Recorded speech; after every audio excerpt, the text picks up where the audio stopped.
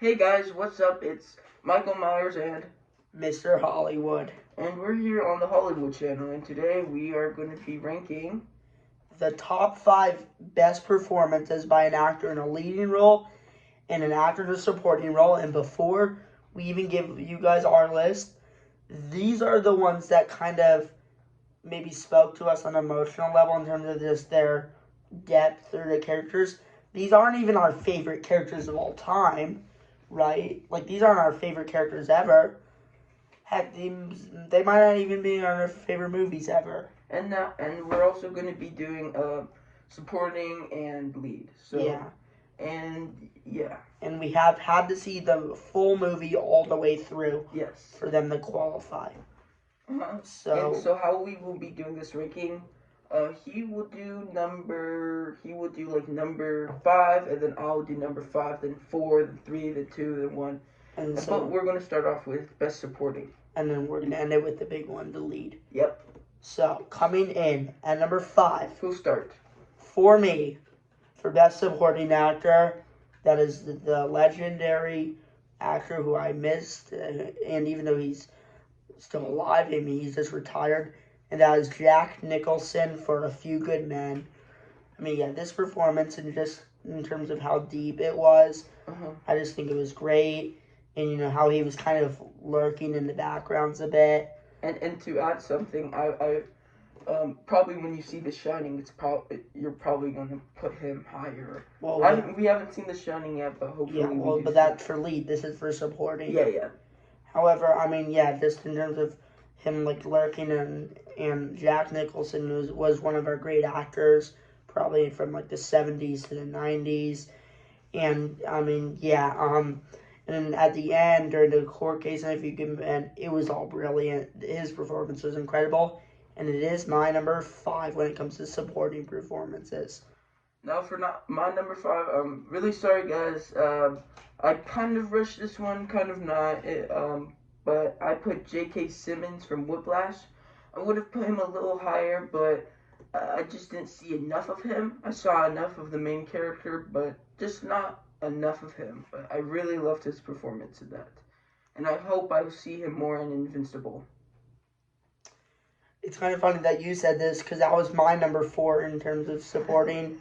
And, yeah, like, the only thing that maybe where he might have had a better shot at being at number 1 is we need to see more of him, because the more that we see the actor, the better their chances are. However, I mean, yeah, just as a villain, as a teacher to Miles Teller's character in Whiplash, I think he did a great job in just the emotion and the complexity of this character. Yeah, it was all brilliant, and he rightfully so won Best Supporting Actor for it. That's good. And number 4 is definitely the one and only Tyler Durden, Brad Pitt from Fight Club. You know, I really enjoyed his performance. Everything was really great, and everything was amazing about him. Like, I really liked his costume. I know not everything's about the costume, but the costume was pretty cool, and his introduction was really sick. And yeah, and we might be elaborating on that soon. However, right now, my number 3 is Joe Pesci in Raging Bull. And once I finish Goodfellas, because right now, as when I'm watching this, I'm in the middle of watching Goodfellas. That might move him up that might be number 2 or 1 in Goodfellas. However, in Raging Bull, Joe Pesci, as the brother of the boxer Jake LaMotta, I think Joe Pesci did a brilliant job. And, you know, the emotion showing that he really cares for his brother, even when his brother was a bit of a sick man. I mean, yeah, like, I love Joe Pesci in Raging Bull. And it is my number 3 when it comes to just showing emotion and providing us a great character. Joe Pesci in Raging Bull is number 3 in terms of performances by a supporting actor. For my number 3, I would have to do Christopher Waltz from Django Unchained. Now, I'm in the middle of Inglourious Basterds, but I'm almost done with the movie, so I'm super excited to see the end. And yeah, Christopher Waltz did like amazing job with his performance. I really would like to see more movies of him, right? And yeah, that's basically it. All I have to say. I really liked, the gun sleeve he had in his arm. That was really cool, and I'm so glad he won at the Oscars. However, my number two is one that you said just a little bit ago, Brad Pitt in Fight Club.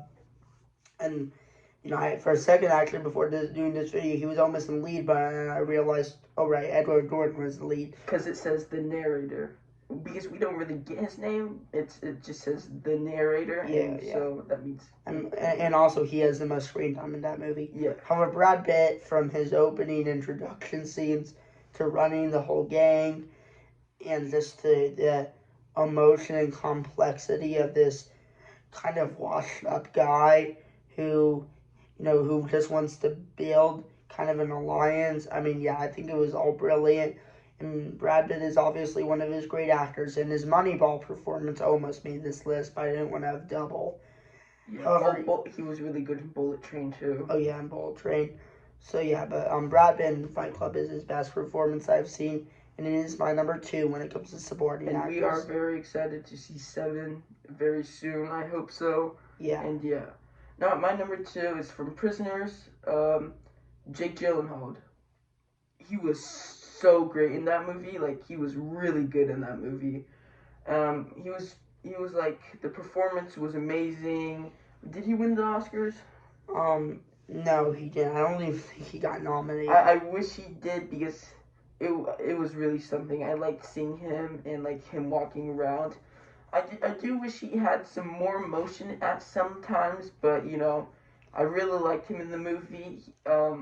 Same as Nightcrawler, I would probably say the same for Nightcrawler. So Nightcrawler and Prisoners, he was a really great performance. However, you'd prefer Prisoners. Prisoners was a better movie in my opinion, and yeah. I actually haven't seen Prisoners yet, but Nightcrawler almost made the list. Yeah. However, my number one when it comes to best supporting actor performance of all time, Robin Williams in Good Will Hunting.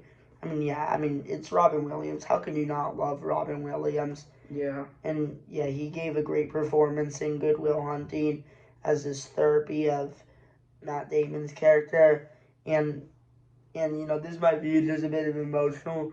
Because Robin Williams, obviously, it's a little sad what happened to him later in life. Every Robin Williams movie now is always very emotional at the end.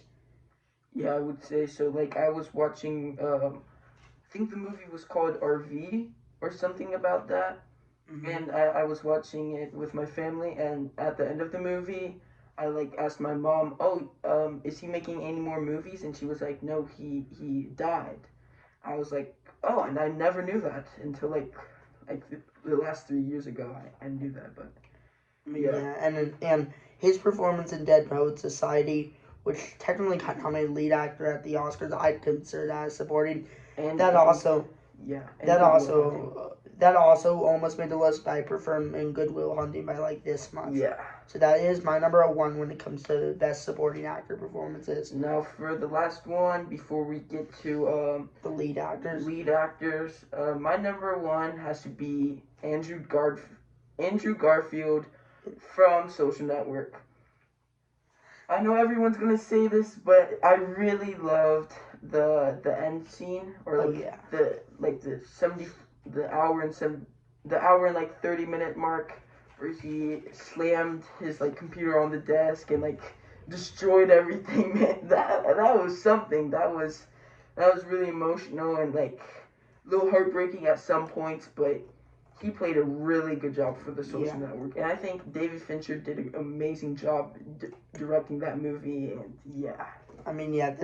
And after, it's kind of funny now that I'm hearing some of yours. It's like, damn, this should have been a top 10 list, not a top 5. Yeah, I would say that too. Maybe if I used my time wisely, I would have swapped some stuff around. So, however, top 5, when it comes to top 5, only the best make the cut. Yeah, and one thing before we go to lead acting, I hope I do see Andrew Garfield in Amazing Spider-Man 3. I really hope they make one. I heard they were, but I don't know if that's 100% true. Yeah, it is Sony now.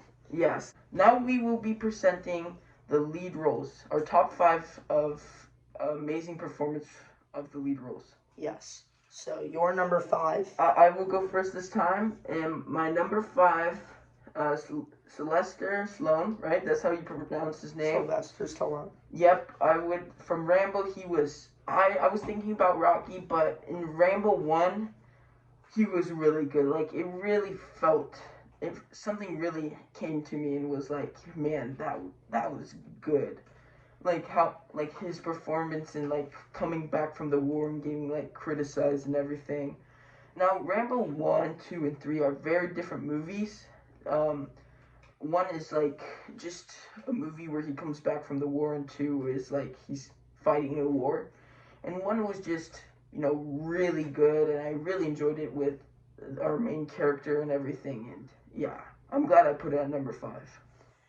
Well, my number 5 for lead actors is Russell Crowe in The Insider. And I do feel like this should have got him his lead actor win. And he did win for Gladiator next year, which was also a great performance, but I prefer The Insider as a movie and by performance. But yeah, Russell Crowe in The Insider, just even if he didn't talk, just the emotion would still put him in his top 10. But yeah, like just, and I will get a little bit deep for The Insider. And spoilers if you haven't seen it. It's basically about this tobacco company in like the 60s or 70s that was selling illegal tobacco. And then there was this... Tobacco. Yeah, tobacco. And, and there was this game show called, I believe, 60 Minutes. And then he basically had the choice because he knew something that the whole world did not, where he had a choice to like expose it or keep it a secret. He exposed it, did he? And yeah, and he obviously exposed it, and then you just see how this really affected his life. But yeah, I mean, just the emotion and Russell Crowe's awesome performance earns him a spot in my top 5. Now for my number 4, I would have to put Edward Norton from Fight Club. I put Brad Pitt at number 4. Now I'm gonna have to put Edward Norton number 4. You should see Fight Club if you haven't. Yeah, I really liked Edward Norton in the movie. He was like, really, it was really deep. It was like a really deep movie, and it explained like a lot in life, showed me some morals and stuff. And yeah, like, Edward Norton was a great character, great narrator, and his voice was actually like really cool to hear. Like, you met me in a very strange time at my life. Like, that was like pretty cool to hear. And then him saying welcome to Fight Club, and that was like really cool. I really enjoyed like the fight scenes. The fight scenes were really good, and yeah. Anyways, my number 4 is Tom Cruise in Rain Man. Definitely my favorite performance of Tom Cruise. Not my favorite movie of Tom Cruise, but in terms of performances, Rain Man's easily his best performance. And I almost debated putting Dustin Hoffman from Rain Man in this spot, but I think Tom Cruise was like this much better. And Dustin Hoffman also won the Oscar, and I feel like Tom Cruise should have at least been nominated. But yeah, Tom Cruise and Rain Man, obviously this is kind of the film along with like the original Top Gun and Risky Business that kind of launched his career. And, it showed just the emotional brother connection with him and Dustin Hoffman. And just the beautiful arc that Tom Cruise goes on in this movie. And just the emotion he provides in this characters earns him a spot on this list. Now coming into our number 3. My number 3 has to be Miles Teller from Whiplash. I mean, the part where he was drumming and his hands were bleeding, like, I know the bleeding's like special effects and stuff like that, but still, like, his like facial expressions, his hands, it actually felt like he was bleeding. It felt like he was like actually bleeding. He felt the pain and everything, and that really spoke to me. Throughout the film, he was like really good, and he did everything great. I wish I saw more of him, but I'm glad I saw him in Fantastic Four. His performance was a little wonky, but I'm still glad I saw him in both 2 movies. And Top Gun Maverick. Oh yeah, I'm glad I saw him back in Top Gun Maverick. That was good. However, my number 3 is Morgan Freeman in Shawshank Redemption. Yep. A ton of people love Shawshank Redemption. It's the number 1 movie on IMDb. I It's a actually great don't movie. know how Morgan Freeman didn't win for this. Wait, who did win? It was Tom Hanks and Forrest Gump. I mean, I still think Morgan Freeman should have won. I mean, Tom Hanks and Forrest Gump was awesome, obviously, but Yeah. Morgan Freeman and Shawshank should have won. Mm-hmm. I mean, yeah, just, I don't even know what to say. Just the emotional connection that you see early on when you see him in the prison with Tim Robbins, and you know how he feels guilt over what he's done, but how he feels like there's still a glimmer of hope that he could potentially redeem his washed up past. I mean, yeah, it was awesome the way that he portrayed his character in Shawshank, and yeah, this film should have won Best Picture that year, and Morgan Freeman should have won Best Actor. And of all the Best Actor in leading roles I've seen, it is my number 3. Wait, I thought the other guy was the leading character. Well, they were kind of like the both lead Yeah, characters. but I would say he was more side, but I'll let that slide. I mean, I think he had enough screen time to still qualify. Yeah, kind of like Edward Norton and Brad Pitt in Fight Club. So yeah, and at number 2, I would have to say Jim Carrey from Truman Show. I know this guy doesn't really like Truman Show as much as I do. I still think it's a great movie. Yeah, but I really loved him in like his quotes. Like I think it's good morning, good evening, and good night. Yeah. That was a great quote. Like probably the best quote I ever heard. Probably the second best quote I ever heard from a movie, and it was like really, really good. Like everything down to the minute detail was Homelander. Yeah, was amazing. You know, he played a great role, and yeah. Anything you have to add to that? I mean, Jim Carrey as someone who like I haven't loved everything he was in, but in He was good in Sonic too.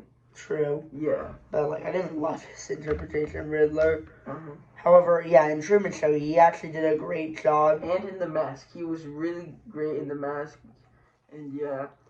However, so yeah, I think Jim Carrey was actually surprisingly really good in Truman Show. However, and then when he like walked out and it was like yeah.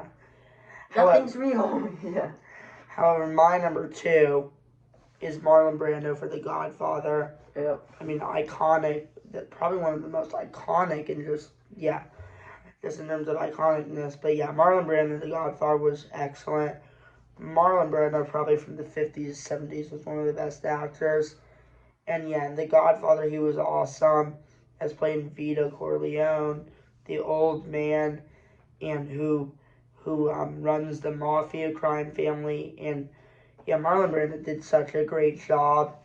And I honestly don't even know what else I have to say. Other than that, he was probably partially responsible for one of the best movies and one of the most iconic movies ever made in The Godfather. However, yeah, his performance is awesome, and it is my second favorite performance by a lead actor. Now, for my number 1 for the lead actor, I would have to say the one and only Leonardo DiCaprio. You know, funny story, when I was younger and I heard his name, I actually thought he was a painter because he was so famous, and I used to hear his name all the time, but then I actually found out he was an actor, and I started watching a ton of his movies, and yeah, his movies were amazing, and I think his best performance, in my opinion, is Shutter Island. Now, he was really good in other movies such as like Titanic and Inception. Yeah, and all the Christopher Nolan's and Catch Me If You Can. Yeah, that too. But I think in Leonardo DiCaprio, just I just felt something during watching that movie. Like he really like spoke out to me, and he was like really good in that. He was like sometimes he was like crying, and sometimes he was like happy, and it actually felt like real life. And my number 1 is like that's why he's up there, because it actually felt like he was he was actually in like a real life reality show or something like that. And his number one, Robert De Niro in Raging Bull. And kind of like what I've said with like Joe Pesci earlier in the video, just the brotherhood dynamic of Jake and Joey LaMotta is awesome. And Robert De Niro playing Jake LaMotta, I think he did a really great job as the famous boxer, but then his career just kind of all went downhill over time. Mm-hmm.